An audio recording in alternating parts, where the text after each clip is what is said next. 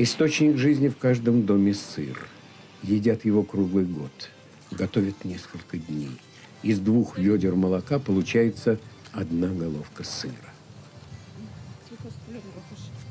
Ну вот вечером.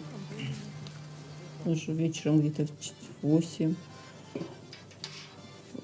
подоила коров, процеживаю и ставлю в кладовку.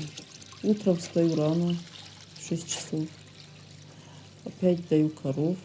И вот вчерашнее молоко беру в сливки и смешиваю с утрешним.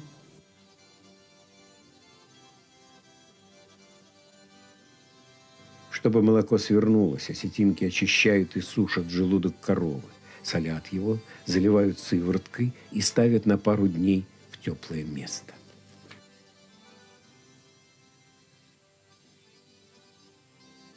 В специальных бочках в соленом растворе хандык сыр может храниться месяцы, а то и годы, при этом остается таким же вкусным.